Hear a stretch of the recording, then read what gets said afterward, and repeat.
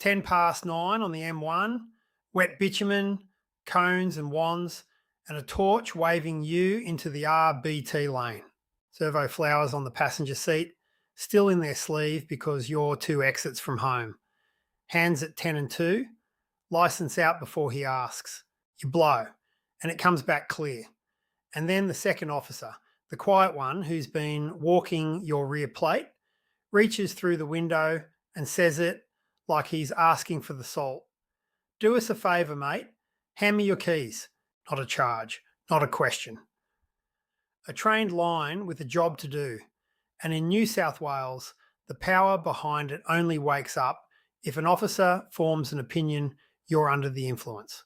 You just blew clean. Most drivers hand them over anyway, inside 4 seconds. And there's one moment tonight where staying silent is the mistake. I'll show you exactly where that line sits. The engine's already off. The flowers sit there in their plastic, catching the blue every time the light bar turns over. The first officer still has your license in his hand, and he hasn't looked at it once. He's watching your face instead.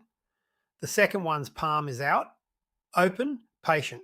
And here's the strange fact: this whole video hangs on. Stopping you cost him nothing. Random breath testing in this country doesn't need suspicion. Not a swerve, not a broken tail light, not a reason he has to write down anywhere. That's the design. And it's been the design for decades. So the stop was never the game. What isn't automatic, what the law does not hand him the second you pull into that lane, is everything after it.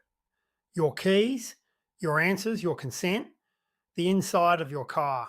Those have to be extracted one at a time, out of a person who's tired and polite and wants to be home. Which means from this moment forward, the only thing that can escalate tonight is you.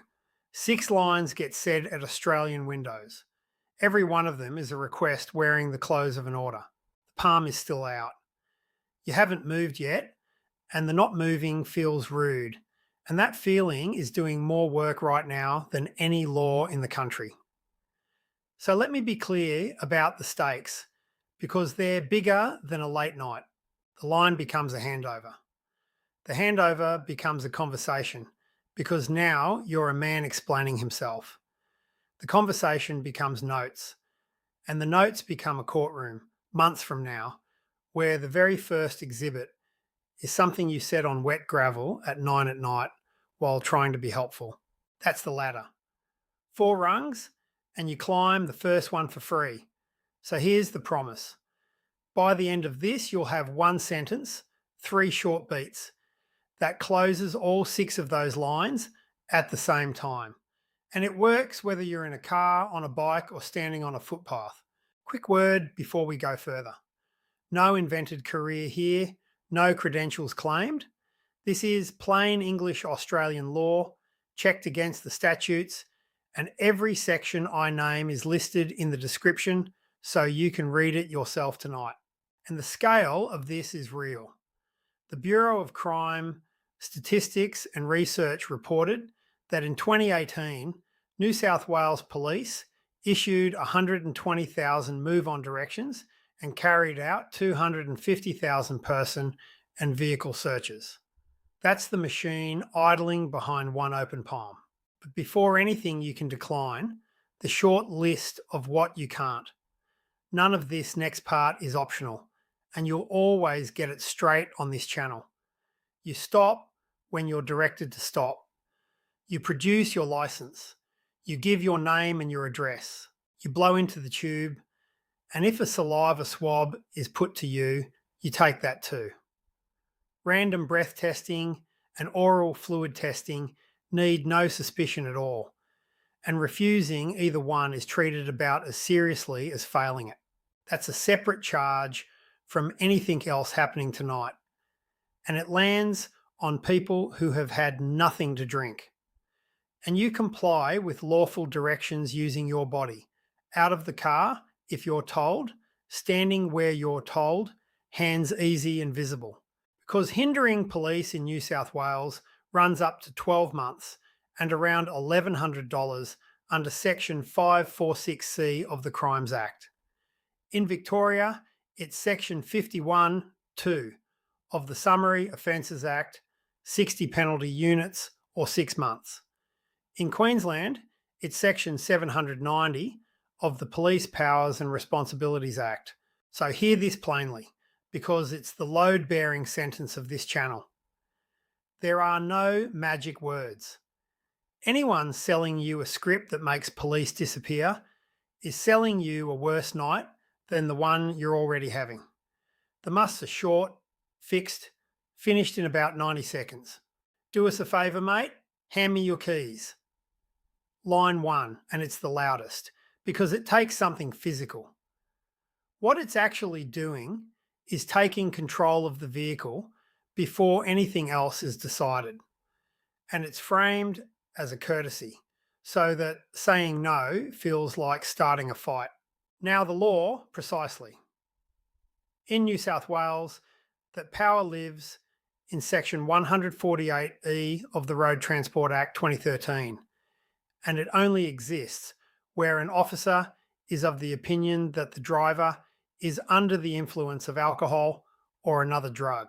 Then, and only then, can he prohibit you from driving and require you to immediately hand over all ignition or other keys. Section 148G does the same after a failed or refused oral fluid test. Section 148, I lets them hold the keys until someone sober can take the car home. In Victoria, it's Section 62 of the Road Safety Act. Same power, triggered by incapacity. And a positive breath or oral fluid result is enough on its own. And Section 148E has a subsection almost nobody has read. Where his opinion is based on alcohol, you're entitled to ask for a breath test, and he can't act until you've had it. Blow clean, engine off, and the gate hasn't opened. The wrong response is the one almost everybody gives. Keys into the palm, smiling, because refusing feels rude. Now let me tell you about a writer who wrote to this channel, because his stop is the whole chapter in 90 seconds. License check and a breath test, bike already off, side stand down, helmet sitting on the fuel tank. He's reaching into his back pocket for his license, and the second officer takes the keys out of the ignition. The breath test comes back clean, the license is clean, no opinion of intoxication, no failed test, no section named out loud. A power got performed that had never been switched on. Whose car is this? Line 2, and it sounds like paperwork. It isn't. Ownership becomes association, and association becomes a timeline. Here's the law. Section 14 of LEPRA lets police compel the identity of a driver or a passenger only where they suspect on reasonable grounds that the vehicle is being, was, or may have been used in connection with an indictable offence. On a Tuesday night breath test, that threshold is nowhere near met. Where it genuinely is engaged, refusing carries real weight, up to $5,500 and 12 months. But absent that suspicion, whose car is this is a question, and questions have doors behind them. Watch them open. Whose car is this? And now there's an owner in the notebook. How long have you had it? A timeline? Who was in it last? You've just named a third party on a body-worn camera in your own voice. Anything of theirs still in here? And that's grounds built out of your own mouth in under 30 seconds for a search that didn't exist when you pulled into the lane. Door 3 costs $11,000 if you get the next one wrong. Can I just have a quick look at your phone? Unlock it for me. Line 3. And this is the expensive one. What it's doing is converting a handover into consent, because a phone he's holding and a phone he can read are two completely different things in law. At the roadside, there is no general power to make you unlock it. None. Compelled access needs a digital evidence access order, a court order attached to a warrant, and that regime only came into force on the 1st of February 2023. If police hold a genuine order and you defy it, Section 76, AO of LEPRA sets the price, 100 penalty units, $11,000, or 5 years imprisonment. And that section closes the door you'd expect to be open. It says it is not a reasonable excuse that complying would tend to incriminate you. So understand the split. Your passcode lives inside your head. Your face is sitting right there. If he holds the phone up and you look at it, that's not compulsion, that's consent. And it takes about 1 second. The wrong response is the cheerful one. Yeah, no worries. It's just work stuff.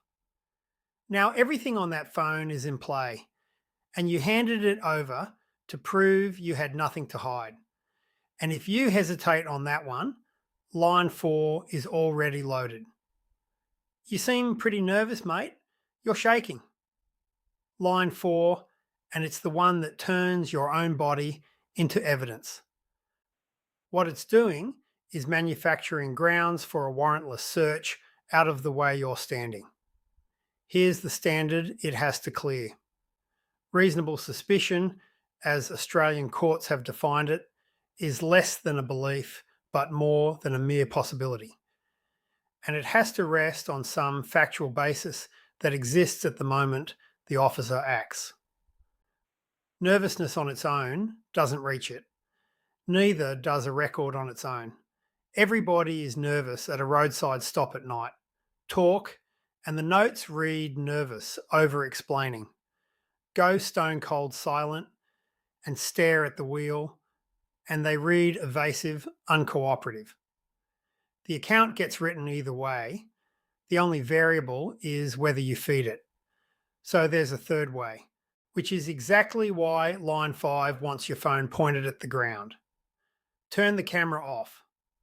Line 5, and this one you can answer with their own rulebook. New South Wales Police have a document called Unofficial Recordings of Police Actions, released publicly, which tells officers that members of the public have the right to film police officers where that's observable from a public space, and that police do not have the power to prevent it, confiscate the equipment, delete the recordings, or order a person to delete them. Their words, their document, about their own officers. The one limit is physical. Don't get in the way, because that's section 546C again. Line 6 arrives when the paperwork stalls. Just hop in the back for a minute and we'll sort this out. You're either free to go or you're being detained under a named power. There is no third state. And a request to climb into a van isn't a direction unless a power is actually being exercised. If one is, section 202 of LEPRA requires him to give you his name, place of duty, and reason. Now, the correction, because half of what you know came from the wrong country. The video you watched last week was American. There is no Fifth Amendment here. There is no Miranda. I do not consent is not a spell that ends anything. What actually does the work in this state is narrower and better. Silence that's protected by statute. Consent that's withheld out loud on camera. On border note. This speaks New South Wales law. Victoria, Queensland, and the others carry their own sections. Those get their own video. We're getting close to the exact words now. Here they are. 3 beats, not a paragraph. Because nobody recalls 30 words with a torch in their face. Officer, am I free to go or am I being detained? I don't consent to any search. I'm staying silent beyond my name and address. Once more, slower, because the second pass is the one that keeps. Officer, am I free to go or am I being detained? I don't consent to any search. I'm staying silent beyond my name and address. Screenshot this. Say it out loud once tonight in your own kitchen so it lives in your mouth and not in a notes app. Now, what each beat is doing. Beat 1 forces the encounter to declare itself free to go or held under something with a name. And if he names a power, section 202 makes him name himself alongside it. Beat 2 keeps your yes out of the case forever because consent is the one thing that can turn an otherwise unlawful search into a lawful one. Beat 3 closes the ownership, the phone, and the guessing. And Section 89 of the Evidence Act means silence generally can't be drawn as an inference of guilt. Delivery is half of it. Level, polite, faintly bored, a man declining a survey, not a man making a stand. Boring is invisibility. Invisibility ends stops. And now he pushes. They always push. Push 1 arrives wrapped in reasonableness. If you've got nothing to hide, why not just answer? You don't debate it. You don't soften it. You don't add a single word to it. Officer, am I free to go or am I being detained? I don't consent to any search. I'm staying silent beyond my name and address. Push 2 arrives with an edge on it. You're making this a lot harder than it needs to be. Same 3 beats.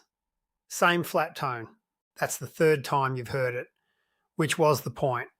It's muscle now. And here's the split, stated as hard as I can state it, because this is where good people get hurt for no reason. Not consenting is completely lawful. Grabbing his arm, refusing to step out, that's section 546C, 12 months. So you comply with your body every single time. You withhold only your agreement and your words. Comply physically. Decline verbally. That split is the entire skill, and it's the only one you need. But there's one line tonight where all of that goes back in your pocket. Here it is. The promise from the first minute. Paid in full. The breath test and the saliva swab are not questions, and they are not optional. Refusing either is its own offence, treated about as seriously as failing, and it catches sober people who thought they were standing on principle. Your name and your address, when a real trigger fires, are the same. And if police ever hold an actual digital evidence access order for your phone, the sentence doesn't reach it. That's $11,000 and 5 years.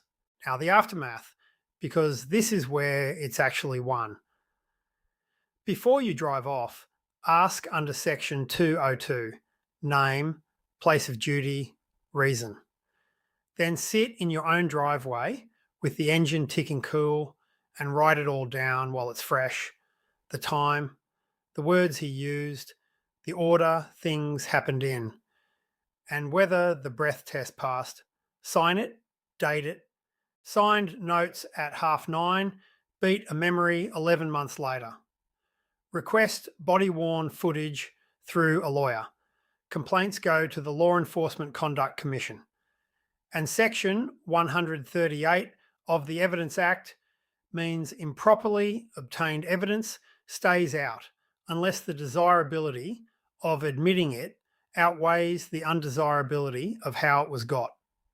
It's discretionary. 2 drivers never to become. The over-explainer who proves his innocence with a full itinerary and gift wraps the notebook. And the roadside lawyer who argues section 148E through the window. That argument wins in a courtroom and loses on gravel every time. Every one of these, the 6 lines, the exact words, what changes at every state border, and what to do if they take something anyway, I've gathered into a book called Know Your Rights. Links in the description, waiting for the night you weren't expecting. So let's put it all together. 6 lines and every one of them is a request dressed as an order. One sentence closes all 6. Officer, am I free to go or am I being detained? I don't consent to any search. I'm staying silent beyond my name and address. And carry the number that reframes it. 250,000 searches a year. This is general information, not legal advice. If tonight goes past a stop, the video ends and a lawyer begins. And legal aid exists in every state. Send this to the mate who drives everyone home because he's the only sober one. He sits in more windows than anybody you know, and he's the one they'll ask. And take the ending you just earned, the torch clicking off, the keys back in your own hand, the window rising, the M1 letting you go, and later at home, the flowers coming out of their sleeve into a glass on the kitchen bench, exactly where you were always taking them. But when the knock isn't at your window, when it's at your front door, that's a different trap. That video's on your screen now.